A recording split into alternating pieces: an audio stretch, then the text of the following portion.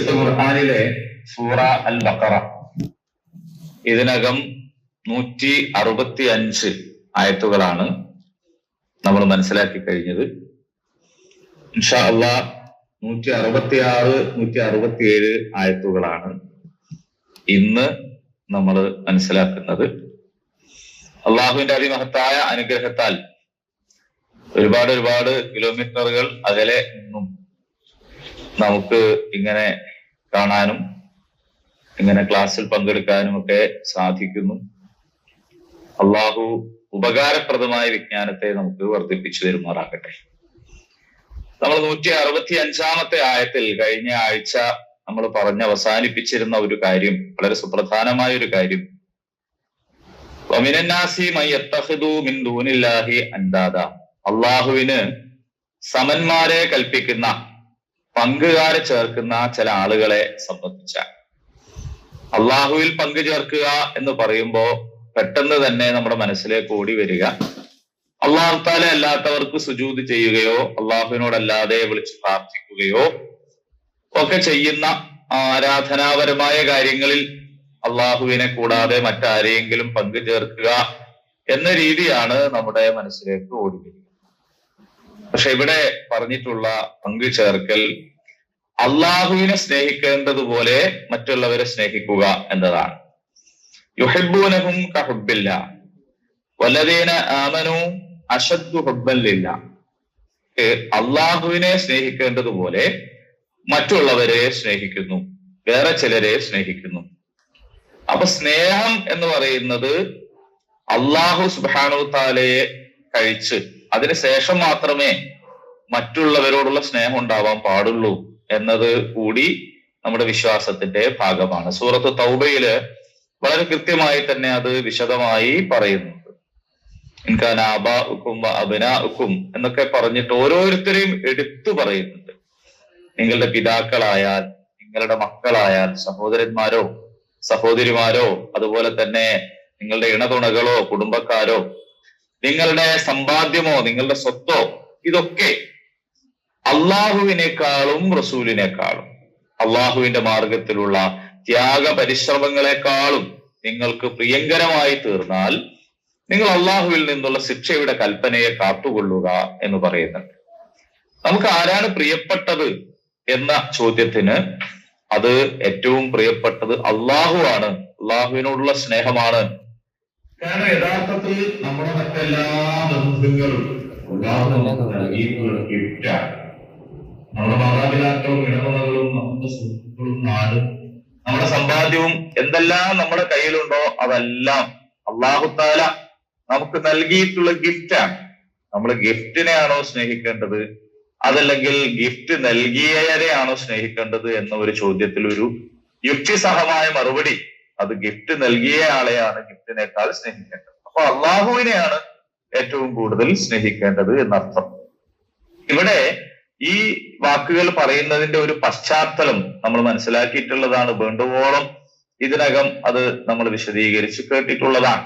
അതായത് ഖിബ്ല മാറ്റവുമായി ബന്ധപ്പെട്ട് ഒരു സമൂഹത്തിന് അല്ലാഹു സുബ്ഹാനഹു തആല നൽകിയിരുന്ന ആദരവും അവർക്ക് നൽകിയിരുന്ന പദവിയും അവർക്ക് നൽകിയിരുന്ന സ്ഥാനവും അവര് ആ കാര്യത്തിൽ നന്ദികേട് കാണിക്കുകയും അള്ളാനെ മറക്കുകയും തന്നിഷ്ടം പ്രവർത്തിക്കുകയും ചെയ്ത ഘട്ടത്തിൽ അവർ അള്ളാഹു നൽകിയിട്ടുള്ള വിശുദ്ധ വചനങ്ങളെ ദുർവ്യാഖ്യാനിക്കുകയും അതിൽ നിന്ന് വ്യതിചലിച്ച് വഴിമാറി സഞ്ചരിക്കുകയും ഒക്കെ ചെയ്ത ഒരു സാഹചര്യത്തിൽ അള്ളാഹു സുബ്ഹാനഹു തആല ഖിബ്ല മാറ്റുകയാണ്. ഖിബ്ല മാറ്റുമ്പോൾ ആരാധനാ നേരത്ത്, നമസ്കാര നേരത്ത് തിരിഞ്ഞു നിൽക്കുന്ന ആ ഒരു ദിശ മാത്രമല്ല മാറ്റുന്നത്.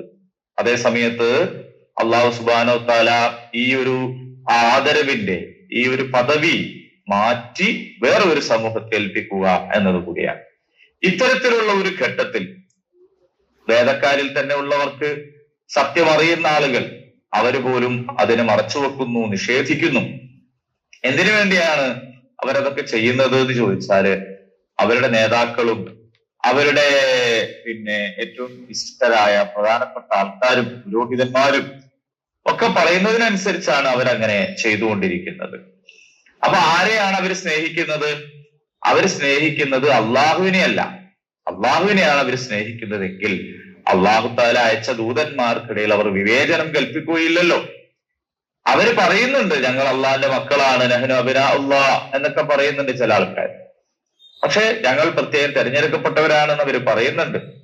പക്ഷെ അതൊക്കെ അവർ പറയുമ്പോൾ തന്നെ അവർ അള്ളാഹുവിനോടല്ല അവരുടെ യഥാർത്ഥത്തിലുള്ള സ്നേഹം പ്രകടിപ്പിക്കുന്നത് എന്ന് കാണാൻ പറ്റും. കാരണം അവരുടെ നേതാക്കൾ പറയുന്നത് കഴിച്ച് അല്ലെങ്കിൽ അവരുടെ പുരോഹിതന്മാർ ഉണ്ടാക്കുന്ന നിയമം അനുസരിച്ച് ആണ് അവർ മുന്നോട്ട് പോകുന്നത്.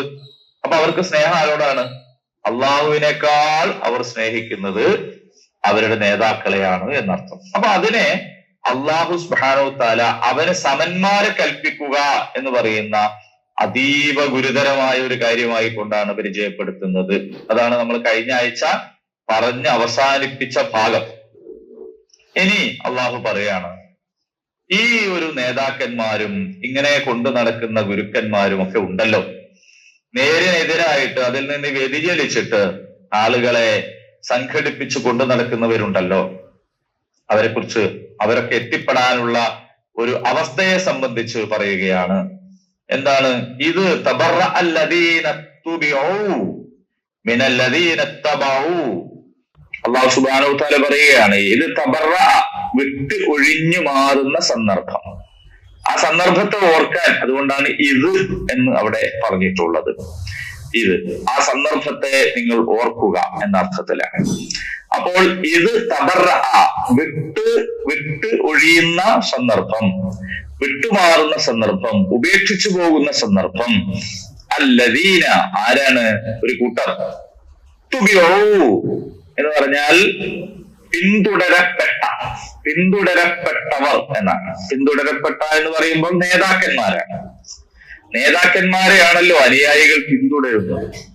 പിറകെ നമ്മൾ പറയല്ലോ സാധാരണ, ധീര വീര നേതാവേ ധീരതയോടെ നയിച്ചോളൂ.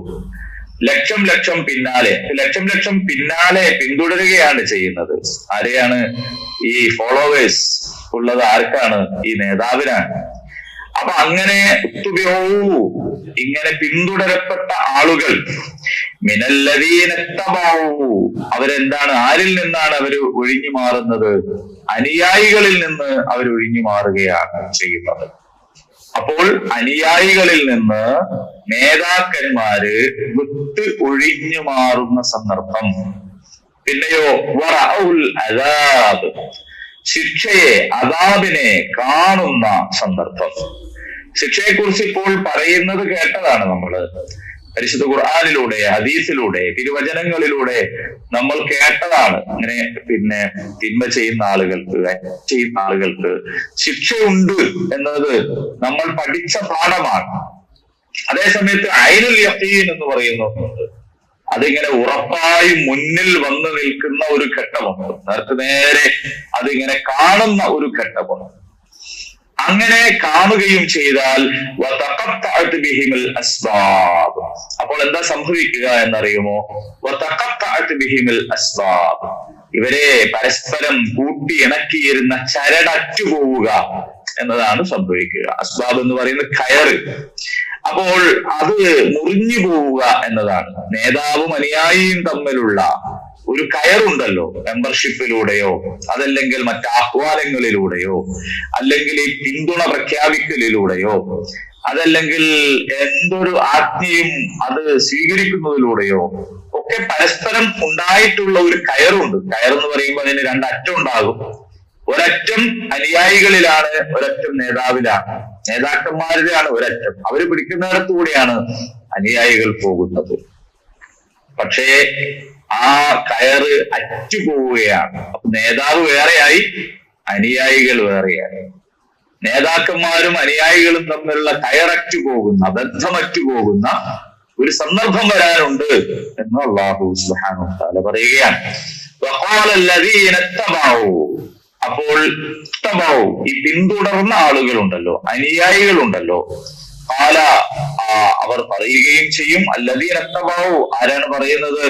അനുയായികളായ ആളുകൾ പറയും, ലൗ അന്ന ലനാ കർറതൻ. ലൗ എന്ന് പറഞ്ഞാൽ എങ്കിൽ, ആയിരുന്നെങ്കിൽ. ലൗ അന്ന ലനാ, ഞങ്ങൾക്കുണ്ടായിരുന്നെങ്കിൽ, കർറതൻ ഒരവസരം, ഞങ്ങൾക്ക് ഒരു അവസരം കൂടി ലഭിച്ചിരുന്നുവെങ്കിൽ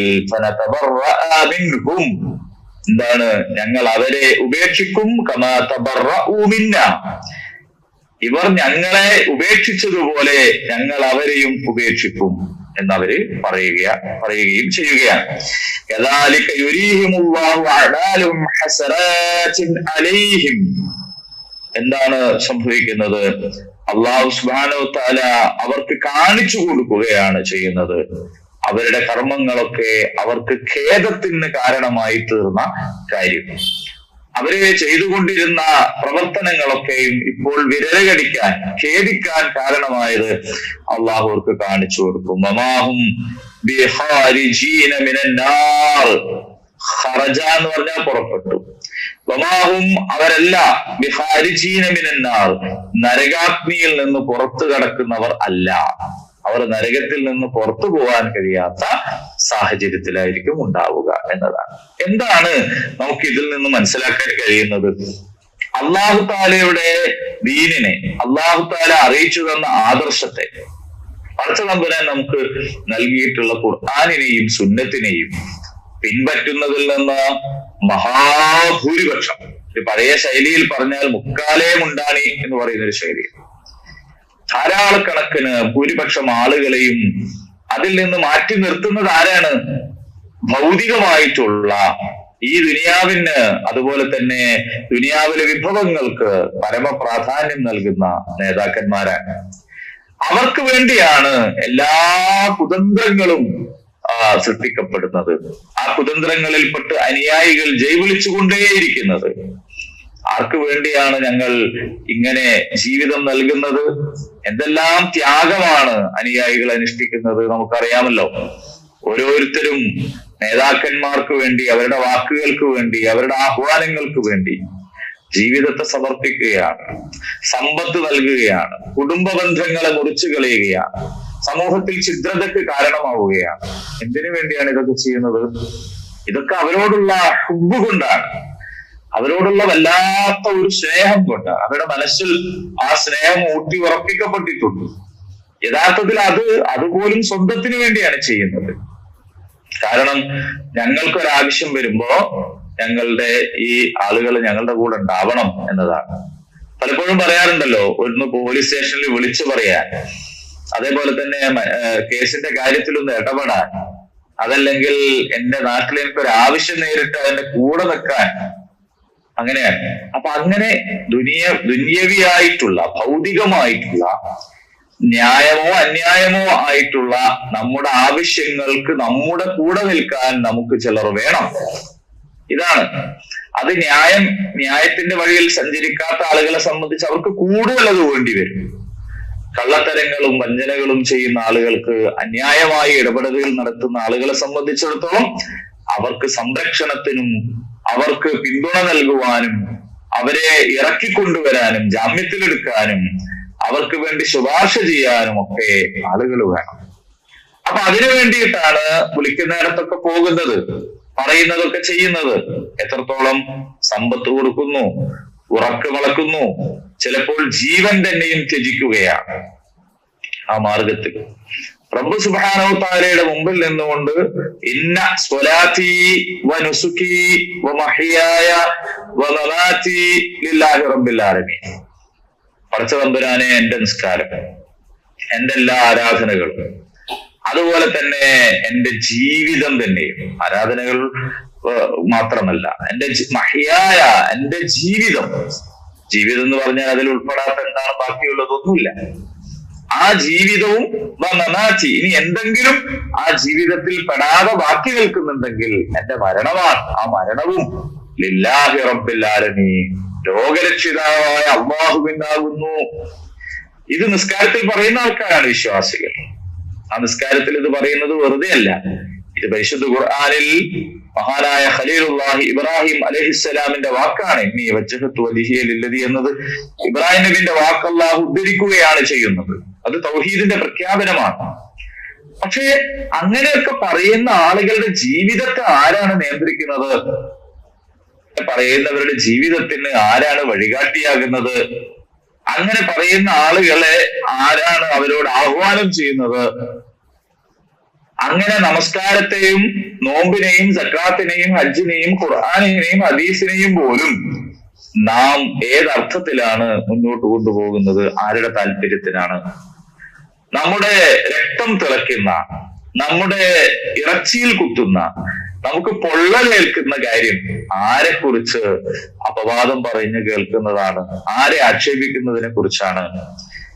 അപ്പോ ഇങ്ങനെ ഈ ദുനിയാവുമായി ബന്ധപ്പെട്ട കാര്യങ്ങൾ നമ്മൾ ഓർത്തു നോക്കുമ്പോ ഇത് യഥാർത്ഥത്തിൽ മദീനയിൽ ഉണ്ടായിരുന്ന അല്ലെങ്കിൽ അറേബ്യയിൽ ഉണ്ടായിരുന്ന ഒരു കൂട്ടർക്ക് മാത്രം ബാധകമാകുന്ന കാര്യമല്ല. നമ്മൾ ഓരോരുത്തരെയും സംബന്ധിച്ചിടത്തോളം നമ്മൾ ഈ ഒരു കാര്യത്തെ വിലയിരുത്തേണ്ടതാണ്. അപ്പോ അവിടെ കൊണ്ടുവരപ്പെടുന്ന, ഹാജരാക്കപ്പെടുന്ന നേതാക്കന്മാരുടെയും നീതരുടെയും അവസ്ഥയെയാണ് ഇവിടെ മനോഹരമായി ചിത്രീകരിച്ചിട്ടുള്ളത്. അപ്പൊ അവിടെ കൊണ്ടുവരപ്പെടുമ്പോൾ നേരത്തെ നിങ്ങൾ അവരെയാണല്ലോ സ്നേഹിച്ചത്, അള്ളാഹു സുബ്ഹാനഹു വ തആലയെ സ്നേഹിക്കുന്നതിനേക്കാൾ. അങ്ങനെ പറയുമ്പോൾ നമുക്ക് തോന്നും അങ്ങനൊന്നും നമ്മൾ ആരും സ്നേഹിക്കണില്ലല്ലോ. പക്ഷെ റബ്ബിന്റെ കൽപ്പന ഒരു ഭാഗത്തുണ്ട്. അപ്പുറത്തുള്ളത് ആരാണ്? അപ്പുറത്ത് നമ്മുടെ നാട്ടിൽ ഈ പറഞ്ഞ ഈ പ്രമാണിമാരുടെ, നേതാക്കന്മാരുടെ ഒക്കെ കൽപ്പനയുണ്ട്. നമ്മൾ ഏതിനാണ് മുൻഗണന കൊടുക്കുക, നമ്മൾ എന്താണ് അനുസരിക്കുക, നമ്മുടെ നാടൻ ശൈലി പ്രയോഗങ്ങളിലൂടെ അങ്ങനൊക്കെ ഇപ്പൊ നോക്കിയാൽ നടക്കുവോ എന്നൊക്കെ ചോദിക്കുമല്ലോ. നമുക്ക് ദുനിയാവിലും ജീവിച്ചു പോണ്ടേ, ഇവിടെ ആരെങ്കിലും വേണ്ടേ, നമ്മൾ രക്ഷപ്പെടുത്താൻ ആരെങ്കിലും വേണ്ടേ എന്നൊക്കെ ചോദിച്ചിട്ട് നമ്മൾ ദീനി നിയമങ്ങളെ എങ്ങനെ സ്വീകരിക്കാതിരിക്കുന്നു?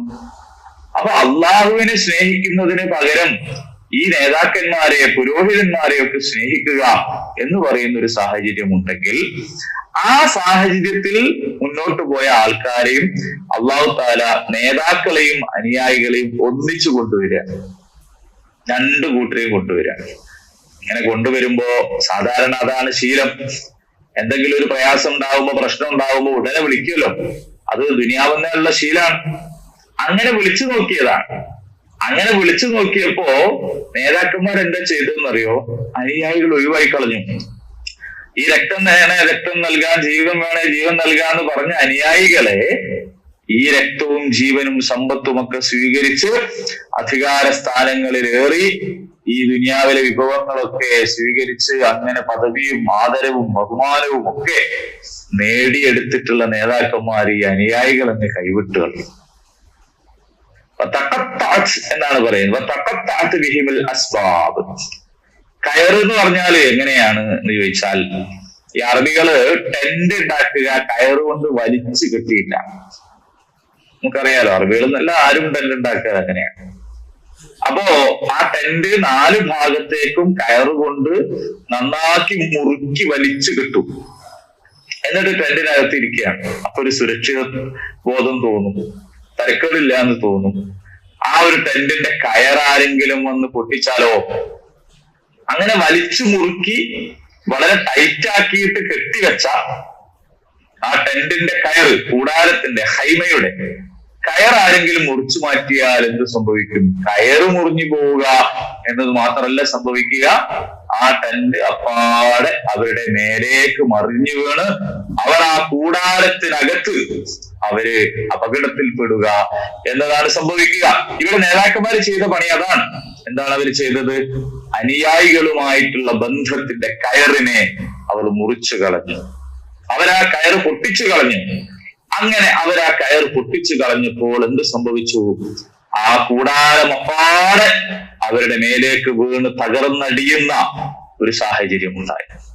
സുരക്ഷിതമെന്ന് തോന്നിയിരുന്ന കൂടാരം അവരുടെ ദേഹത്ത് മറിഞ്ഞു വീണ് അപകടം പറ്റുന്ന സാഹചര്യം ഉണ്ടായി. അപ്പൊ ദുനിയാവില് അള്ളാഹുവിന്റെ ദീനിനെ പരിഗണിക്കാതെ, പരിശുദ്ധ ഖുർആനിനെ പരിഗണിക്കാതെ, അല്ലെങ്കിൽ ഖുർആനിന്റെ നിയമങ്ങളൊക്കെ 1400 കൊല്ലം മുമ്പുള്ള വേറെ ഏതോ ഒരു നാട്ടിലേക്ക് വന്നതാണ്, നമ്മുടെ രാജ്യം എന്ന് പറഞ്ഞാൽ അങ്ങനെയല്ല, ഇത് വേറെ തന്നെ ഒന്നാണ് എന്ന രീതിയിൽ ഇതിനെ മാറ്റിവെച്ചാൽ, എന്നിട്ട് നമ്മൾ ഭൗതികമായിട്ടുള്ള താല്പര്യങ്ങൾക്കും ദുന്യവിയായ മോഹങ്ങൾക്കും വേണ്ടി പലതരത്തിലുള്ള ബന്ധങ്ങളും ഉണ്ടാക്കുകയും നമ്മളുടെ അനുസരണ പ്രതിജ്ഞ അത്തരം നേതാക്കൾക്ക് കീഴിലാവുകയും അവരെ വിളിക്കുന്നിടത്ത് ചോദ്യം ചെയ്യാതെ ഓടിപ്പോവുകയും ചെയ്യുന്ന സാഹചര്യം ഉണ്ടായാൽ നമുക്ക് തോന്നും സുരക്ഷിതമായ കൂടാരങ്ങളിലാണ് നമ്മൾ ഇപ്പോഴുള്ളത് എന്ന് തോന്നും. പക്ഷേ ആ സുരക്ഷിത കൂടാരങ്ങളുടെ കയറുകളെ ഇവർ തന്നെ പൊട്ടിച്ചു കളയും എന്നാണ് അള്ളാഹു സുബ്ഹാനഹു വതആല പറയുന്നത്. ഇത് റബ്ബ് പറയാണല്ലോ. നമ്മളിതിനെ അതിന്റെ ഒരു ഗൗരവത്തിൽ മനസ്സിലാക്കണല്ലോ. അള്ളാഹു സുബ്ഹാനഹു വതആല വളരെ വിശദമായി ഈ കാര്യങ്ങൾ നമുക്ക് പറഞ്ഞു തരികയാണ്. അപ്പോൾ അതിന്റെ ഒരു ഗൗരവം എത്രത്തോളമാണ്? ആ സന്ദർഭത്തിൽ എല്ലാം നഷ്ടപ്പെട്ട് അല്ലാത്ത ഒരു ഇച്ഛാഭംഗം ഉണ്ടായിട്ട് ഇത്രയും കാലം ഞങ്ങളിപ്പോ ഇവർക്ക് വേണ്ടിയാണല്ലോ പണിയെടുത്തത്, പടച്ചോനെ ഞങ്ങൾ എന്താ അബദ്ധമാണ് ചെയ്തത്, ഇങ്ങനെ ഒരു കൂടാരം കെട്ടാനാണല്ലോ നമ്മൾ പണിയെടുത്തത്, നമ്മളുടെ സമ്പത്ത് കൊടുത്തത്, അധ്വാനം കൊടുത്തത്, കുടുംബത്തെ നമ്മൾ പല ആൾക്കാരെ നമ്മൾ കണ്ടിട്ടുണ്ട്, അവര് കുടുംബത്തെ പോലും നോക്കാതെയാണ് പണിയെടുത്തുകൊണ്ടിരിക്കുന്നത്. കുടുംബത്തെ പോലും നോക്കാതെയാണ് പണിയെടുത്തുകൊണ്ടിരിക്കുന്നത്. അതിനു വേണ്ടിയാണ് നെട്ടോട്ടം ഓടിക്കൊണ്ടിരിക്കുന്നത്. പലരും കുടുംബങ്ങളായിട്ട് തെറ്റിയതെന്തിനാണ്? അവനവന്റെ നേതാക്കളും അവനവന്റെ പാർട്ടിയും പറയുന്ന കാര്യത്തിന് വേണ്ടിയാണ് കുടുംബത്തോട് തെറ്റിയിട്ടുള്ളത്. അവർക്ക് വേണ്ടിയിട്ട് പ്രവർത്തിക്കുന്നതിനിടയിലാണ് അഭിപ്രായ വ്യത്യാസം ഉണ്ടായിട്ടുള്ളത്. എന്നിട്ടാണ് കൂടപ്പറപ്പുകളെ തള്ളിപ്പറയുന്നത്. എന്നിട്ടാണ് പല ആളുകളുമായിട്ടും നമ്മൾ അവിഹിതമായ ബന്ധങ്ങൾ ഉണ്ടാക്കിയെടുത്തിട്ടുള്ളത്. അങ്ങനെയുള്ള അവിഹിതമായ ബന്ധങ്ങളെയും ഏർപ്പാടുകളെയും പോലും നമ്മൾ ന്യായീകരിക്കുകയാണ് ചെയ്തിട്ടുള്ളത്. നമ്മൾ സംസാരത്തിലൂടെ നമ്മുടെ പെരുമാറ്റത്തിലൂടെ ആളുകളെ ന്യായീകരിക്കുന്നത് എങ്ങനെയാണ്? ആളുകളെ ന്യായീകരിക്കുന്നത് അവർ ഏത് പാർട്ടിയാണ് എന്ന് നോക്കിക്കൊണ്ടാണ്. അപ്പൊ ആ സ്വഭാവത്തിൽ ഉള്ള പിന്തുണ നൽകിയിട്ട് ഇവരിപ്പോ എന്താ ചെയ്തത്? ഇവർ ഈ ബന്ധം മുറിച്ചു കളയുകയാണല്ലോ ചെയ്തത്. ആ ഇച്ഛാഭംഗം കൊണ്ട്, പ്രയാസം കൊണ്ട്, സങ്കടം കൊണ്ട് അവർ അള്ളാഹുവോട് പറയാണ്, അല്ലെങ്കിൽ അവിടുന്ന് പറയാണ്. എന്താണ് പറയുന്നത്? ലൗ അന്നലന കററൻ, ഞങ്ങൾക്കൊരു അവസരം കിട്ടിയിരുന്നെങ്കിൽ. അവസരമൊന്നും കിട്ടൂല, അവസരം കിട്ടൂല. അങ്ങനെ ഒരു അവസരം കിട്ടുന്ന പ്രശ്നമേ ഇല്ല. പക്ഷെ എന്നാലും അവർ പറയാണ്, ഞങ്ങൾക്ക് അങ്ങനെ ഒരു അവസരം കിട്ടിയിരുന്നെങ്കിൽ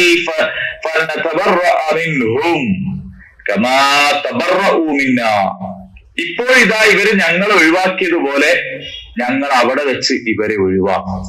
പറഞ്ഞിട്ടെന്ത് കാര്യം? അള്ളാഹുവിന്റെ നിയമങ്ങളെ, റസൂലുള്ളാഹിന്റെ ചര്യയെ സല്ലല്ലാഹു അലൈഹി വസല്ലം റസൂലുള്ളാഹിന്റെ ചര്യയെ വിലവെക്കാതെ പല ഭൗതികമായ താല്പര്യങ്ങളുടെ പിന്നാലെ ഈ നേതാക്കളുടെ കൽപ്പനകൾ കേട്ടു പോയ ആൾക്കാർ, അത് എന്ത് പറഞ്ഞാലും അതിനൊക്കെ വേണ്ടി വഴങ്ങിക്കൊടുത്ത ആൾക്കാർ, രക്തവും ജീവനും നൽകിയ ആളുകള്, സമ്പത്ത് നൽകിയ ആളുകള്, കുടുംബബന്ധം മുറിച്ച ആളുകള്, ദീനീ സംരംഭങ്ങൾ പോലും തകരാറിലാകുമാർ ഈ ആളുകൾക്ക് ജീവിതം സമർപ്പിച്ച ആൾക്കാർ, അവര് പറയാണ് ഇനിയൊന്ന് കിട്ടിയിരുന്നെങ്കിൽ, അവരെ ഞങ്ങൾക്ക് ഇനിയൊന്ന് കിട്ടിയിരുന്നെങ്കിൽ ഞങ്ങൾ അവരെയും ഒഴിവാക്കുമായിരുന്നു. ഇപ്പൊ ഇവര് ഞങ്ങൾ ഒഴിവാക്കി, ഞങ്ങൾക്ക് ആരും ഇല്ലാണ്ടായിപ്പോയി. ഞങ്ങൾക്ക് വേണ്ടി ശുപാർശ ചെയ്യാൻ അവർ വരുന്നില്ലെന്ന് മാത്രമല്ല, ഞങ്ങൾ അവരും തമ്മിലുള്ള കയറ് അവര് മുറിച്ചു കളഞ്ഞു, ബന്ധം തന്നെ മുറിച്ചു കളഞ്ഞു, അറ്റിച്ചു കളഞ്ഞു. അവരത് അറ്റിച്ചു കളഞ്ഞ എന്താന്ന് ചോദിച്ചാല് അവരെ കാര്യം തന്നെ അവർക്ക് നോക്കാൻ കഴിയണില്ല. അധികാരത്തിന്റെയോ ഭരണത്തിന്റെയോ തണലിലും അതിലുണ്ടായിട്ടുള്ള സ്വാധീനത്തിലും അല്ലെങ്കിൽ സമ്പത്തിന്റെ ബലത്തിലും അങ്ങനെ മറ്റു പലതിലുമായിരുന്നു ഇവർ ദുനിയാവിൽ വെച്ച് ശുപാർശ ചെയ്യുകയും അതേപോലെ തന്നെ പല കാര്യങ്ങളിൽ ഇടപെടുകയും ചെയ്തത്. ഇവിടെ അതൊന്നുമില്ലല്ലോ. അള്ളാന്റെ അടുത്ത് അള്ളാഹു അനുവദിക്കാത്തവർക്ക് ശുപാർശ ചെയ്യാൻ ഉള്ള അവകാശമില്ലല്ലോ. ഇവിടെ വിചാരണയിൽ ഇടപെടാൻ ഒരു ചാൻസും ഇല്ലല്ലോ. ഇവിടെ കൈക്കൂലി വാങ്ങുന്ന ആരുമില്ലല്ലോ.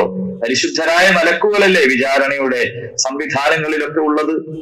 അപ്പൊ ഈ അനുയായികളെ രക്ഷപ്പെടുത്തുന്നത് പോയിട്ട് സ്വയം തന്നെ ഖുർആൻ അതിനെക്കുറിച്ച് പറയുന്നുണ്ട്. ഞങ്ങൾക്ക് എന്തെങ്കിലും കിട്ടിയാൽ നിങ്ങൾക്ക് തരാം. വേറെ സ്ഥലത്ത് പറയുന്നുണ്ട് ഞങ്ങൾക്ക് എന്തെങ്കിലും കിട്ടണ്ടേ. അപ്പൊ സ്വന്തം തന്നെ അവരും നിസ്സഹായരാണ്. അവർക്കൊന്നും വാങ്ങാനും തരാനൊന്നുമില്ല. ഇത് നിങ്ങളുടെ കയ്യിലുള്ള, നിങ്ങൾ കൈയാളിക്കൊണ്ടിരിക്കുന്ന നിങ്ങളുടേതായ ദുനിയാവല്ല ഇത്.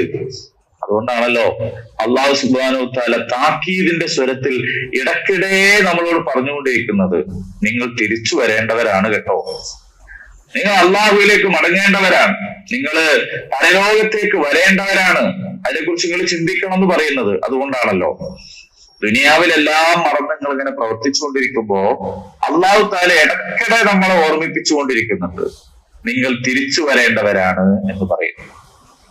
അപ്പോ ഈ ദുനിയാവിലെ കെട്ടിയുണ്ടാക്കുന്ന ഇത്തരം കൂടാരങ്ങൾ നിങ്ങൾക്ക് സുരക്ഷിതമാവുകയില്ല. അത് നിങ്ങൾ ഒഴിവാക്കി വരേണ്ടതാണ്. നിങ്ങൾ അല്ലാഹു തആല വിളിക്കുമ്പോ വിളിക്കുത്തരം നൽകി വരേണ്ടവരാണ്. അവിടേക്കാണ് നിങ്ങളുടെ മടക്കം എന്നിങ്ങനെ ആവർത്തിച്ച് റബ്ബ് പറഞ്ഞുകൊണ്ടിരിക്കുന്നുണ്ട് മുന്നറിയിപ്പ്. ആ മുന്നറിയിപ്പുകളും വകവെക്കാതെയാണ് നമ്മൾ മുന്നോട്ട് പോകുന്നതെങ്കിൽ ഈ നേതാക്കളെ സംബന്ധിച്ചിടത്തോളം ശരിയാണ്, അവരുടെ നേതൃത്വവും അവരുടെ പദവിയും അവരുടെ അധികാരവും അവരുടെ എല്ലാ സ്ഥാനവും നഷ്ടപ്പെട്ടു പോകുന്ന ഒരു ഘട്ടത്തിൽ അവരെന്ത് ചെയ്യും? കൈയൊഴിയും. അപ്പൊ അങ്ങനെ കൈയൊഴിയുമ്പോ എന്താണ് സംഭവിക്കുന്നത്? അള്ളാഹുവിന്റെ മുമ്പിൽ വെച്ച് ഈ മനുഷ്യന്മാര് പറയാണ്, ഒരവസരം കൂടി തന്നിരുന്നെങ്കിൽ ഞങ്ങളെ ഇപ്പോൾ ഇവർ വഞ്ചിച്ച് കൈയൊഴിഞ്ഞതുപോലെ ഇവരെ ഞങ്ങൾ എന്ത് ചെയ്യും? കൈയൊഴിയും എന്നാണ്.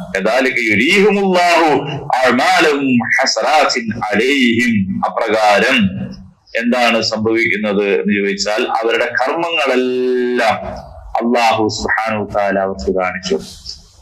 ഇപ്പൊ ഖേദം വരുന്നുണ്ടല്ലേ? നിങ്ങളിപ്പോ പ്രയാസത്തിലാണല്ലേ? വിരല് കടിക്കുകയാണല്ലേ? അയ്യടാ ഇങ്ങനെ പറ്റിപ്പോയല്ലോ നിങ്ങൾ വിചാരിക്കുകയാണല്ലേ? എന്താ നിങ്ങൾ ഇങ്ങനെ ആവാൻ കാരണം എന്നറിയോ? ഇന്ന പ്രവർത്തനങ്ങൾ കൊണ്ടാണ്. ഇന്ന പ്രവർത്തനങ്ങൾ കൊണ്ടാണ്. നിങ്ങൾ അള്ളാഹുവിലേക്ക് മടങ്ങാൻ പറഞ്ഞപ്പോ അള്ളാഹുവിന്റെ കലാമ് നിങ്ങളുടെ മുമ്പാകെ സമ്പൂർണമായ പരിഹാരമായി ഉണ്ടായിരുന്നപ്പോ ആ ഖുർആനിന്റെ പരിഹാരത്തെ പ്രാവർത്തികമാക്കുന്നതിന് പകരം നിങ്ങൾ മറ്റു പലയിടങ്ങളിലുമാണ് നിങ്ങളുടെ രക്ഷ തേടിപ്പോയത്. അള്ളാഹ് പറഞ്ഞിട്ടില്ലേ നിങ്ങളോട് ഇങ്ങോട്ട് വരാൻ? വല്ലാഹു യദ്ഉ ഇലാ ദാരിസ്സലാം. സമാധാനം കിട്ടണമെങ്കിൽ അള്ളാഹു വിളിച്ചിട്ടില്ലേ നിങ്ങളെ? അള്ളാഹു വിളിച്ചിട്ടില്ലേ? നിങ്ങളുടെ എല്ലാ പിന്നാക്കാവസ്ഥയിൽ നിന്നും നിങ്ങൾക്ക് മോചനം തരാമെന്ന് നിങ്ങൾക്ക് സന്തോഷ വാർത്ത നൽകിയിട്ടില്ലേ? അത് ഒരിക്കലും നടപ്പിലാക്കാൻ കഴിയാത്ത ഏതോ ഒരു വ്യക്തിയുടെ ഭാവന എന്ന നിലക്കല്ല, ഈ പ്രപഞ്ചത്തിൽ നടപ്പിലാക്കി മനോഹരമായി കാണിച്ചു തന്ന ഒരു ജീവിത വ്യവസ്ഥ നിങ്ങളുടെ കയ്യിൽ ഉണ്ടായിട്ട് നിങ്ങൾക്കത് പാരായണം ചെയ്ത് പ്രവർത്തിച്ചുകൂടെ എന്ന് ചോദിച്ചിട്ട് അള്ളാഹുവിന്റെ മാർഗത്തിൽ നിങ്ങൾ ഇറങ്ങിത്തിരിക്കണമെന്ന് പറഞ്ഞിട്ട് അള്ളാഹു പറയുന്നുണ്ടല്ലോ, നിങ്ങൾ അള്ളാഹുവിന്റെ മാർഗത്തിൽ ഇറങ്ങുവിൻ എന്ന് പറയുമ്പോ സാക്കൽത്തുമല്ല, ഭൂമിയുടെ മേൽ നിങ്ങൾ ആണ്ടുപോവുകയാണ് ചെയ്തത്, ഒട്ടിപ്പിടിച്ചിരിക്കുകയാണ് ചെയ്തത്. അതൊന്നിപ്പോ നടക്കൂല, അതൊന്നിപ്പോ ഒരു പ്രാക്ടിക്കൽ അല്ല. അതിനൊക്കെ ആരാ ഉണ്ടാവുക? അത് നമ്മൾ ഒറ്റപ്പെട്ടു പോകൂലേ? ഇങ്ങനെ എന്തെല്ലാം ചോദ്യങ്ങളാണ്. ഈ പ്രവർത്തനങ്ങൾ മൂലമാണ് ഇപ്പോൾ നിങ്ങൾ ഖേദിക്കേണ്ടി വന്നിട്ടുള്ളത്, വെറുതെ അല്ല. അപ്പൊ അല്ലാഹു സുബ്ഹാനഹു വതആല ആ കാര്യങ്ങളെ അവർക്ക് കാണിച്ചു കൊടുക്കും. ഖേദത്തിന് നിമിത്തമായ ആ കാരണങ്ങളെ അവർക്ക് കാണിച്ചു കൊടുക്കുന്നതാണ്. എന്നിട്ടോ വമാഹും ബിഖാരിജീന മിനന്നാർ,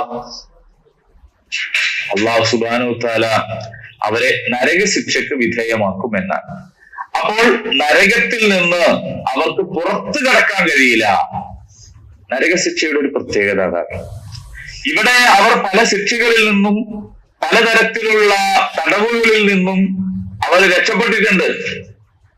പലരെയും വിളിച്ചു പറഞ്ഞിട്ട്, പലതരത്തിലുള്ള പ്രായശ്ചിത്തം നൽകിയിട്ട്, പലതരത്തിലും സ്വാധീനം ചെലുത്തിയിട്ട്, ചിലപ്പോക്കെ കേസുകളൊക്കെ ഒരു ഭരണം മാറുമ്പോ അടുത്ത ഭരണം നിലവിൽ വരുമ്പോ കേസൊക്കെ അങ്ങോട്ട് പിരിച്ചുപോകും, ഒക്കെ പിൻവലിക്കും, കഴിയും.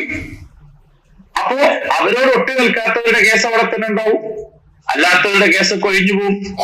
പലപ്പോഴും നമുക്ക് കാണാൻ പറ്റും നാട്ടിൽ ക്രിമിനലുകൾ വർദ്ധിക്കുന്നത് എന്തുകൊണ്ടാണ്? വിളിച്ചു പറയാൻ ആളുണ്ട്, ഇടപെടാൻ ആളുണ്ട്, സ്വാധീനിക്കാൻ ആളുണ്ട്, എന്ത് വന്നാലും എല്ലാത്തിൽ നിന്ന് രക്ഷപ്പെടുത്താൻ ആളുണ്ട്. ഇങ്ങനെ രക്ഷപ്പെടുത്താൻ ആളുണ്ട് എന്നൊരു ധൈര്യത്തിൽ പ്രവർത്തിക്കുകയും അങ്ങനെ രക്ഷപ്പെടുകയും ചെയ്തവരെ നിങ്ങൾ മനസ്സിലായിക്കോ, അവർക്ക് നരകത്തിൽ നിന്ന് പുറത്തു കടക്കാൻ ഒരു മാർഗവും ഉണ്ടാവുകയില്ല. അവര് ഖാലിദീന ഫീഹ, അവർ അതിൽ തന്നെ നിത്യവാസികളായിരിക്കും. അവര് പുറത്തു കടക്കാൻ ഇങ്ങനെ ശ്രമിക്കുമ്പോൾ അവർ വീണ്ടും അതിലേക്ക് തന്നെ ആട്ടിയകറ്റപ്പെടും.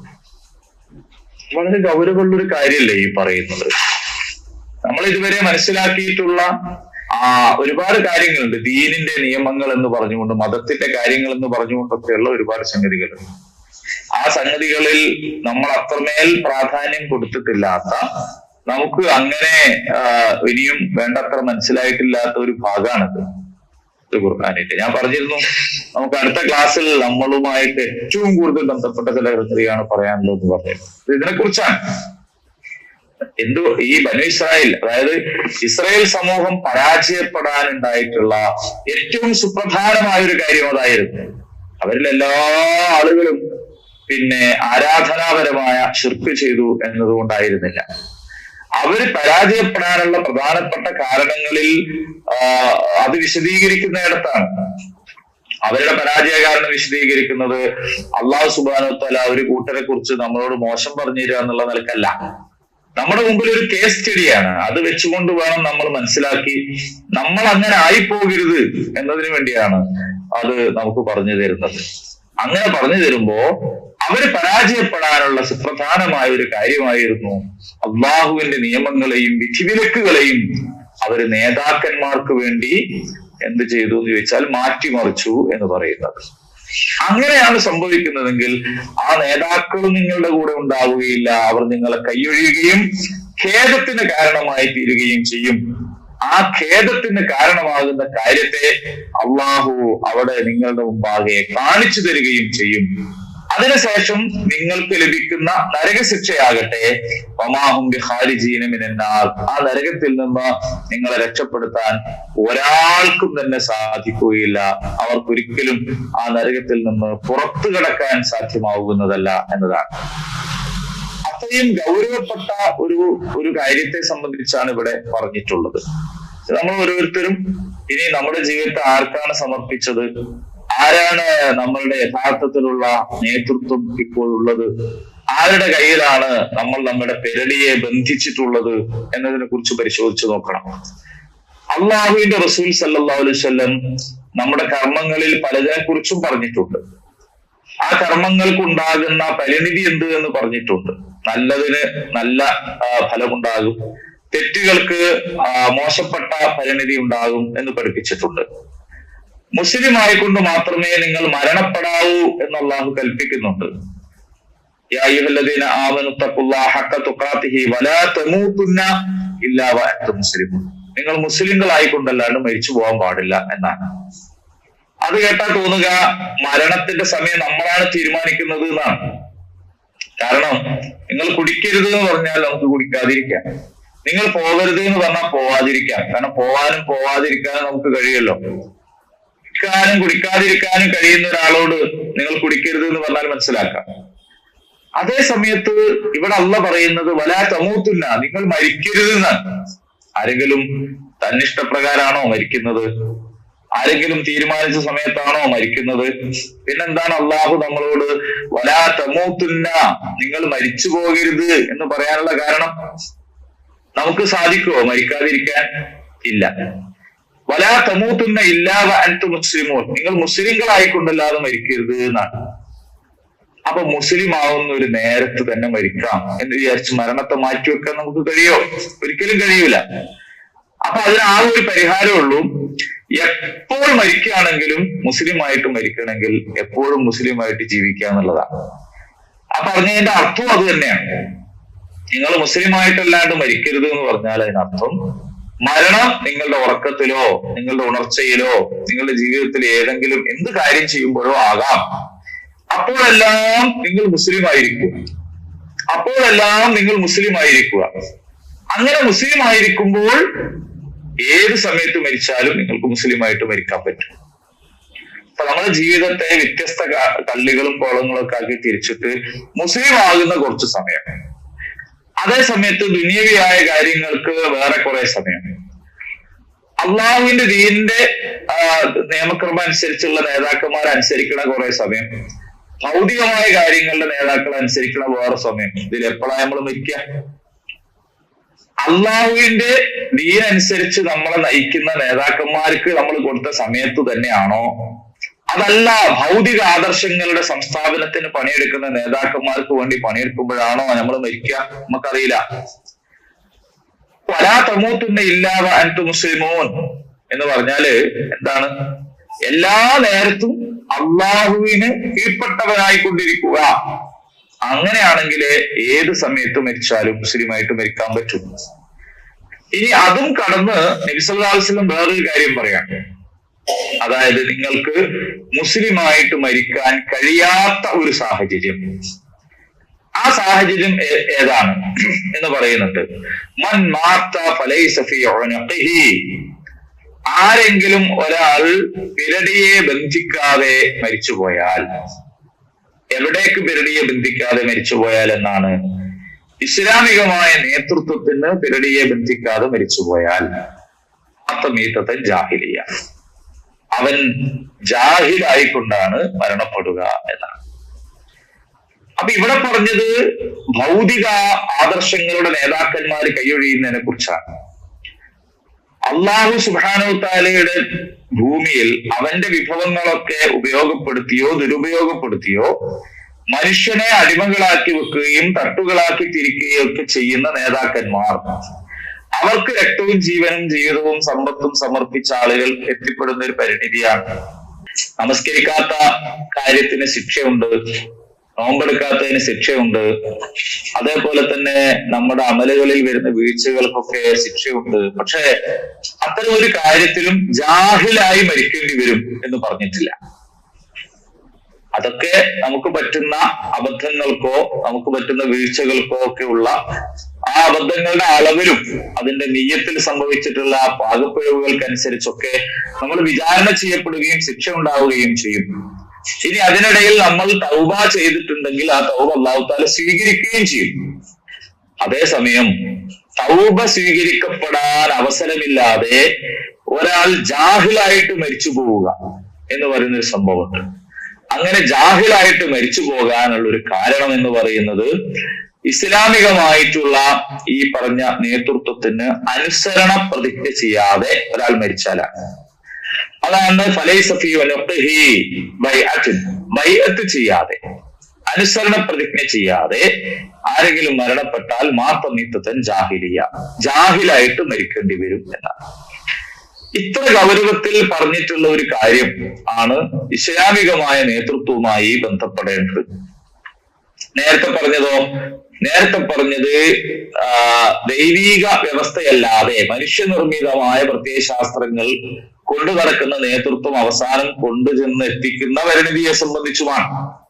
അപ്പൊ ഈ രണ്ട് തരം നേതൃത്വമുണ്ട്. ഈ രണ്ട് തരം നേതൃത്വത്തിൽ ഒന്ന് അബദ്ധത്തിലാഴ്ത്തി കളയുന്ന ഫതഖത്താഅത്ത് എന്ന് പറയുന്ന ബിഹിമിൽ അസ്ബാബ്, കയറ് പൊട്ടിക്കുന്ന കൂടാരത്തിൽ വലിച്ചു കെട്ടിയ ചരടറ്റിച്ചു കളയുന്ന വഞ്ചിക്കുന്ന നേതൃത്വത്തെ സംബന്ധിച്ചും, അതേസമയം മറ്റേത് നമ്മുടെ മരണം പോലും മുസ്ലിമായി മരിക്കാൻ സാധ്യമല്ലാത്ത വിധം ജാഹിലായി മരിക്കേണ്ടി വരും ആ നേതൃത്വവുമായി ബന്ധപ്പെട്ടിട്ടില്ലെങ്കിൽ എന്ന് പറയുന്ന ഒരു നേതൃത്വം.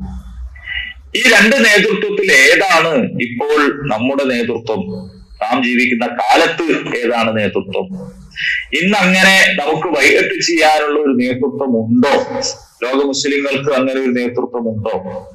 അങ്ങനെ ഒരു നേതൃത്വം ഉണ്ടാവുക എന്ന് പറയുന്നത് ഈ ഹദീസ് അനുസരിച്ച് ഐച്ഛികമായ ഒരു കാര്യമല്ല. അത് നമ്മൾ മുസ്ലിമായിട്ട് മരിക്കണോ ജാഹിലായിട്ട് മരിക്കണോ എന്ന് തീരുമാനിക്കപ്പെടുന്ന ഗൗരവതരമായ ഒരു കാര്യമാണ്. എന്നാൽ നമ്മൾ അതേക്കുറിച്ച് ചിന്തിക്കാറുണ്ടോ? അങ്ങനെ നമ്മുടെ കാലഘട്ടത്തിൽ ഇസ്ലാമിക നേതൃത്വം എന്നൊന്നുണ്ടോ? ഉണ്ടെങ്കിൽ ആ നേതൃത്വത്തിന് നമ്മൾ അനുസരണ പ്രതിജ്ഞ ചെയ്തിട്ടുണ്ടോ? ഇല്ല, അങ്ങനെ ഒരു നേതൃത്വം ഇല്ലെങ്കിൽ അങ്ങനെ ഒരു നേതൃത്വം ഉണ്ടാകാൻ നമ്മൾ എന്താണ് ചെയ്യുന്നത്, ഇടപെടുന്നത്? ഇതൊക്കെ നമ്മൾ ഓരോരുത്തരും ചിന്തിക്കേണ്ട കാര്യമാണ്. നമുക്ക് വേണ്ടി മറ്റാരോ ചിന്തിക്കും, നമുക്ക് വേണ്ടി വേറെ ആരൊക്കെയോ തീരുമാനിക്കും, നമ്മൾ അതനുസരിച്ച് അങ്ങനെ പോയാൽ മതി എന്ന് പറയുന്നവർക്ക് ശക്തമായ താക്കീതാണ് ഈ രണ്ടായത്തുകൾ. നമ്മൾ സാധാരണ പറയുന്നതാണ്, അതൊന്നിപ്പോ നമ്മൾ നോക്കേണ്ട കാര്യമില്ല, അതൊക്കെ നമ്മൾ അങ്ങനെ പോയാൽ മതി എന്നുള്ളതാണ്. അങ്ങനെ നമുക്ക് വേണ്ടി വേറെ ആരോ ചിന്തിക്കുമെന്നും നമ്മളെ വേറെ ആരോ വഴി നടത്തുമെന്നും നമ്മൾ ആ വഴിയെ പിന്തുടർന്ന് അങ്ങനെ പോയാൽ മതി എന്നുമുള്ളവർക്കുള്ള ശക്തമായ താക്കീതാണ് ഈ രണ്ടായത്തുകൾ. കാരണം അങ്ങനെ അന്ധമായി നയിക്കപ്പെട്ടാൽ, അങ്ങനെ വഴിയറിയാതെ പിന്തുടരപ്പെട്ടാൽ പരലോകത്ത് വെച്ചുകൊണ്ട് അവരും നമ്മളും തമ്മിലുള്ള ബന്ധമറ്റു പോവുകയും വലിയ ഖേദത്തിന് കാരണമായി തീരുകയും പിന്നീട് ആ കൂട്ടരെ ഒന്ന് കയ്യിൽ കിട്ടിയാൽ ഞങ്ങൾ അവരെയും ഒഴിവാക്കുമെന്ന് വെറുതെ ഒരു കാര്യമില്ല അങ്ങനെ പറയുന്നതിന്. അങ്ങനെ അവരെ വീണ്ടും കിട്ടുന്ന ഒരു സാഹചര്യം ഇല്ല, അങ്ങനെ ഒരു അവസരം ഉണ്ടാവില്ല. പക്ഷെ വെറുതെ പറഞ്ഞു നോക്കുകയാണ്. മരണത്തിന്റെ മലക്ക് വരുമ്പോ പിന്നെ ആളുകൾ പറയല്ലോ, കുറച്ചും കൂടി ഒരു ആയുസ് നീട്ടി തന്നാൽ നന്നായിരുന്നു, ഞാൻ നല്ല ആളായിട്ട് ജീവിച്ചോളാം, ഞാൻ സദഖ ചെയ്തോളാം, അതുകൊണ്ട് എനിക്ക് ആയുസ് കുറച്ചുകൂടി നീട്ടിത്തരൂ എന്ന് പറയുമ്പോ അങ്ങനെ നീട്ടിത്തരാൻ പറ്റൂല. ഓരോരുത്തർക്കും ഉള്ള അജൽ എന്താണോ ആ അജൽ അനുസരിച്ച് തന്നെയാണ് ഒരു ഭൂമിയിൽ നിന്ന് പോകേണ്ടതെന്ന് പറയല്ലോ. ഇതുപോലെ ഒരു വെറുതെ ഒരു പറഞ്ഞു നോക്കൽ മാത്രമാണ്. ഞങ്ങൾക്ക് ഒരു അവസരം കിട്ടിയിരുന്നെങ്കിൽ, അങ്ങനെ അവസരമൊന്നും കിട്ടാൻ പോകുന്നില്ല, അങ്ങനെ അവസരം കിട്ടേണ്ട ആവശ്യമില്ല. അതിനാണ് ആദ്യം തന്നെ അള്ളാഹു തആല ഇതൊക്കെ പറഞ്ഞു തരുന്നത്. അപ്പോൾ അള്ളാഹുവിന്റെ കൽപ്പനകളെ അനുസരിക്കുക. അപ്പോ ഖുർആൻ പറഞ്ഞല്ലോ, അത്തിഉല്ലാഹ്, നിങ്ങൾ അള്ളാഹിനെ അനുസരിക്കുക, വഅത്തിഉർ റസൂൽ, റസൂലുള്ളാഹി സ്വല്ലല്ലാഹു അലൈഹി വസല്ലം അനുസരിക്കുക, വഉലിൽ അംരി മിൻകും. ആരാണിത്? അതാരാണ്? വഉലിൽ അംരി മിൻകും, നിങ്ങളിലുള്ള അമീറുമാരെ നിങ്ങൾ അനുസരിക്കുക എന്നാണ്. അതാരാണ്? അള്ളാഹുവിനെ കുറിച്ച് നമ്മൾ പറയുന്നു, റസൂലിനെ കുറിച്ച് നമ്മൾ പറയുന്നു. ഉലുൽ അംർ ആരാണ്? അങ്ങനെ ഒരു കൂട്ടരുണ്ടോ? അങ്ങനെ ഒരു കൂട്ടരുണ്ടെങ്കിൽ അത് എവിടെയാണ്, എങ്ങനെയാണ്? അങ്ങനെ ഒരു ഉലുൽ അംർ ഉണ്ടെങ്കിൽ അത് കേരളത്തിലേക്ക് മാത്രമാണോ, ഇന്ത്യയിലേക്ക് മാത്രമാണോ, ലോക മുസ്ലിങ്ങൾക്കൊക്കെ എങ്ങനെയാണ് അതുമായിട്ട് ബന്ധപ്പെടാൻ കഴിയുക? അപ്പൊ ഇതിനെക്കുറിച്ചുള്ള ഒരു ചിന്ത യഥാർത്ഥത്തിൽ നമുക്ക് വേണം. കാരണം ഇത് നമ്മൾ മുസ്ലിമായിട്ട് മരിക്കണോ ജാഹിലായിട്ട് മരിക്കണോ എന്ന് തീരുമാനിക്കപ്പെടുന്ന നിർണായകമായ ഒരു കാര്യമാണ്. നിർണായകമായ ഒരു കാര്യമാണ് ഇത്. പരലോകത്ത് വെച്ചുകൊണ്ട് അസ്ബാബ്, അവർ ചരട് അറ്റിക്കുമെന്ന് പറയുമ്പോൾ നിലവിൽ ദുനിയാവിൽ വെച്ച് തന്നെ ഇങ്ങനെ ഒരു ഇസ്ലാമികമായ ഒരു കോർവ, ഒരു അൽ ജമാഅത്ത്, ഒരു നേതൃത്വവും അനുയായികളും പരസ്പരം കൂടിയാലോചിക്കുന്ന, അനുസരിക്കുന്ന, അതേപോലെ തന്നെ പിന്നെ നേരത്തെ ഞാൻ പറഞ്ഞതുപോലെ വലാ ഇമാറത്ത് ഇല്ലാ ബിൽ ഇത്വാഅ്, അനുസരണമില്ലാതെ നേതൃത്വമില്ലെന്ന് പറഞ്ഞല്ലോ. അപ്പൊ അള്ളാഹുവിന്റെ ദീനിന്റെ മാർഗത്തിൽ കൽപ്പിക്കുന്ന, ആ കൽപ്പനയെ പിന്തുടരുന്ന, അനുസരിക്കുന്ന ഒരു സംവിധാനം പരലോകത്ത് വെച്ചാണ് ഈ പറഞ്ഞ ആൾക്കാർ ചരടറ്റിക്കുകയെങ്കിൽ ദുനിയാവിൽ വെച്ച് തന്നെ ഈ അൽ ജമാഅത്തിന്റെ ചരടറ്റു പോയി ലോക മുസ്ലിങ്ങൾ ചിതറിത്തെറിച്ച മുത്തുമണികൾ പോലെ പലയിടത്തും ചേറിലും ചെളിയിലും പൊന്തക്കാടുകളിലും ഒക്കെ തെറിച്ചു കിടക്കുകയാണ് ഈ മുത്തുമണികൾ. ഈ ഒരു സാഹചര്യം നിലവിലുണ്ടായിട്ട് നമുക്ക് അതിനെക്കുറിച്ച് വല്ല ആലോചനയും ഉണ്ടോ, വല്ല ചിന്തയും ഉണ്ടോ? നമ്മുടെ ഗൗരവതരമായ ആലോചനകളിൽ എപ്പോഴെങ്കിലും അത് വന്നിട്ടുണ്ടോ?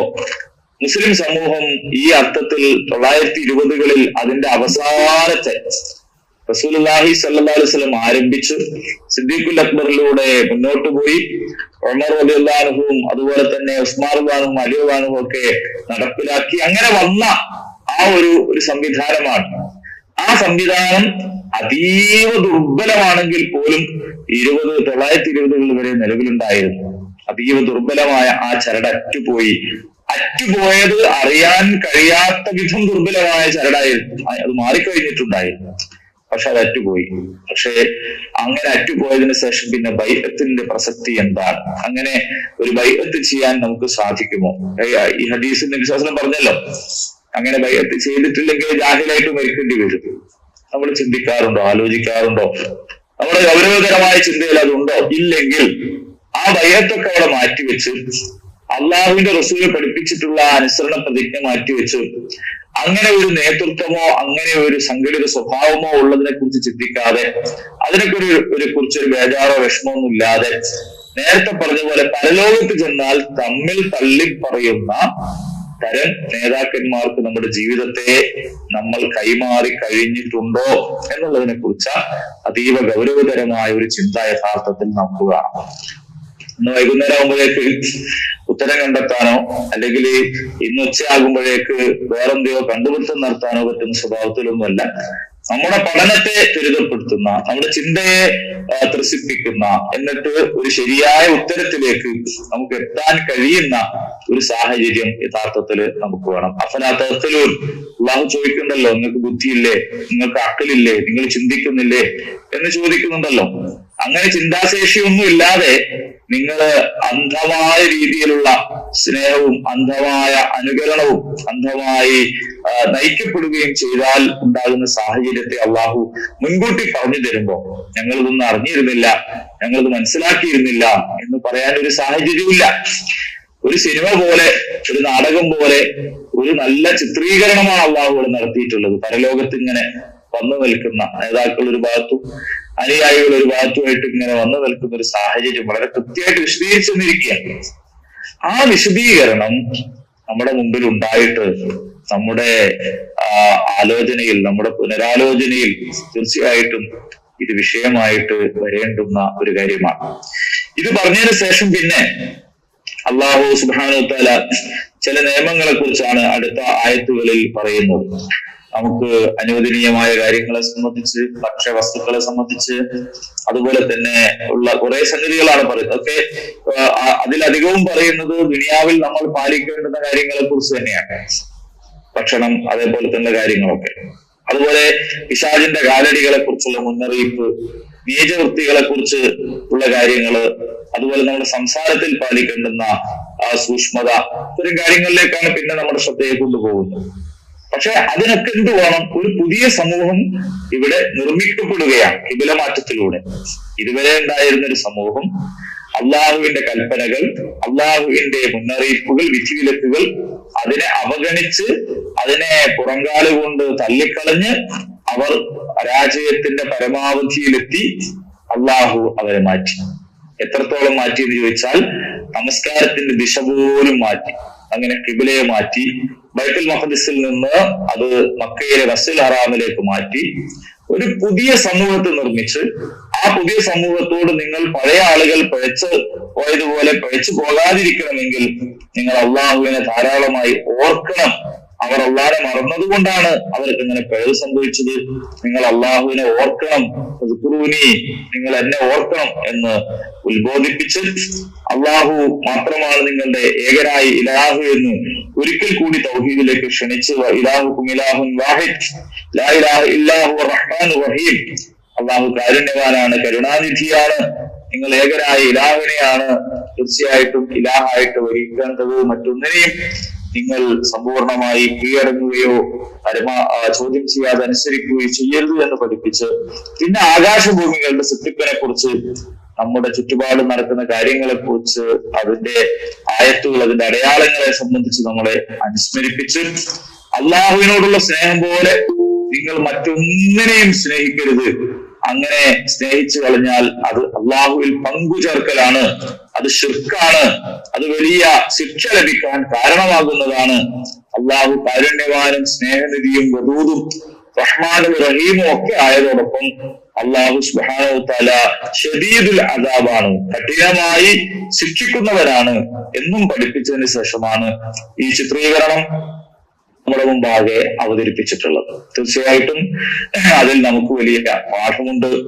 ആ പാഠം ഉൾക്കൊണ്ട് എത്ര നിമിഷം മുമ്പ് നമുക്ക് മാറാൻ കഴിയുമോ, നമുക്ക് ചിന്തയെ വഴിതിരിച്ചു വിടാൻ കഴിയുമോ, അത്രത്തോളം നമുക്ക് ഖുർആനിൽ നിന്ന് ഉപകാരപ്രദമായ വിജ്ഞാനത്തെ ലഭ്യമാണ്. അള്ളാഹു സുബ്ഹാനഹു വ തആല പ്രാർത്ഥിക്കാൻ ആവശ്യപ്പെട്ടതും ഉപകാരപ്രദമായ വിജ്ഞാനത്തിന് വേണ്ടിയാണ്. ഉപകാരപ്രദമായ വിജ്ഞാനം എന്ന് പറയുന്നത് നമ്മുടെ ജീവിതത്തെ സ്വാധീനിക്കുന്ന, നമ്മുടെ ജീവിതത്തിൽ മാറ്റം വരുത്താൻ ഉപകരിക്കുന്ന വിജ്ഞാനമാണ്. ഒരുപാട് ഹദീസുകളും ഒരുപാട് ആയത്തുകളും കാണാതെ ഉരുവിടാൻ അറിയുന്നവർക്ക് തന്നെ നാഫിയായ ഇൽമ ലഭിച്ചു കൊള്ളണം എന്നില്ല. കാരണം അവരുടെ അറിവ് തന്നെ പരലോകത്ത് അവർക്കെതിരായ സാക്ഷ്യമായി ഭവിക്കുകയാണ് ചെയ്യുക. ഒരുപാട് ബിരുദങ്ങളും വലിയ പദവികളും വലിയ ഡിഗ്രികളും ഒക്കെ ഉള്ള ആളുകളുണ്ട്. പക്ഷെ അവർക്ക് അറബി അറിയാം, ഖുർആനിൽ നിന്ന് മനഃപ്പാഠം ഉണ്ടാകും, അതുപോലെ തന്നെ എല്ലാം ഉണ്ടാകും. പക്ഷെ അവരുടെ ജീവിതത്തില് ഈ പറഞ്ഞതുപോലെ അവരുടെ പിരടികളെ ബന്ധിച്ചിരിക്കുന്നത് ഭൗതികമായ കാര്യങ്ങളിലായിരിക്കും. ആ ഭൗതികമായ കാര്യങ്ങളിൽ ബന്ധിക്കപ്പെട്ട ആളുകളെ സംബന്ധിച്ചിടത്തോളം അവർക്ക് ലഭിക്കുന്നത് ഉപകാരപ്രദമായ വിജ്ഞാനമായിരിക്കുകയില്ല. അതുകൊണ്ട് ഖുർആനിന്റെ പഠനത്തെ ജീവിതവുമായി ബന്ധമില്ലാത്ത മറ്റെന്തോ ഒരു കാര്യം പഠിക്കുന്നത് പോലെ നമ്മൾ സ്വീകരിക്കാൻ പാടില്ലാത്തതാണ്. നമ്മുടെ ജീവിതത്തിൽ അനുനിമിഷം മാറ്റങ്ങൾക്ക് വിധേയമായിക്കൊണ്ട് നമുക്ക് ഈ വേദഗ്രന്ഥത്തെ തെരഞ്ഞെടുക്കാൻ സാധിക്കണം. അങ്ങനെ സാധിക്കുമ്പോഴാണ് അഹ്ലുൽ കിതാബിന് സംഭവിച്ചിട്ടുള്ള പരാജയം സംഭവിക്കാതെ രക്ഷപ്പെടാൻ നമുക്ക് കഴിയുക. അതഅ്മുറൂന الناس بالبر وتنسون انفسكم وانتم تتلون الكتاب افلا تعقلون. പൂർവികരായിട്ടുള്ള ആളുകളോട് അള്ളാഹു ചോദിക്കുന്നുണ്ടല്ലോ, നിങ്ങൾ ജനങ്ങളോട് നന്മ ഉപദേശിക്കുകയും സ്വന്തത്തെ സംബന്ധിച്ച് മറന്നുപോവുകയും അതോടൊപ്പം വേദം പാരായണം ചെയ്യുകയുമാണ് ചെയ്യുന്നത്, ചിന്തിക്കുന്നില്ലേ എന്നാണ്. അവനെ കുറിച്ച് വലിയ കാര്യങ്ങളൊക്കെ നമ്മൾ മറ്റുള്ള ആളുകളുടെ മുമ്പിൽ പറയുകയും നമ്മളെ മറന്നു പോവുകയും എന്നിട്ട് കിതാബ് ഓതിക്കൊണ്ടിരിക്കുകയും ചെയ്യുന്ന ഒരു സാഹചര്യം, അത് ബുദ്ധിശൂന്യതയാണ്, അത് പരാജയമാണ്, അത് ഈ ലോകത്തും പരലോകത്തും നമുക്ക് വലിയ നഷ്ടം വരുത്തി വെക്കുന്നതാണ് എന്ന പാഠമാണ് അതിലൂടെ നമുക്ക് ലഭിക്കുന്നത്. അള്ളാഹു സുബ്ഹാനഹു തആല ഉപകാരപ്രദമായ വിജ്ഞാനത്തെ നമുക്ക് അധികരിപ്പിച്ച് തരുമാറാകട്ടെ. നമ്മുടെ വീഴ്ചകളും പോരായ്മകളും അള്ളാഹു നമുക്ക് പുറത്തു തരുമാറാകട്ടെ. വആഖിറു ദഅവാനാ അൽഹംദുലില്ലാഹി റബ്ബിൽ ആലമീൻ. അസ്സലാമു അലൈക്കും വറഹ്മത്തുള്ളാഹി വബറകാതുഹു.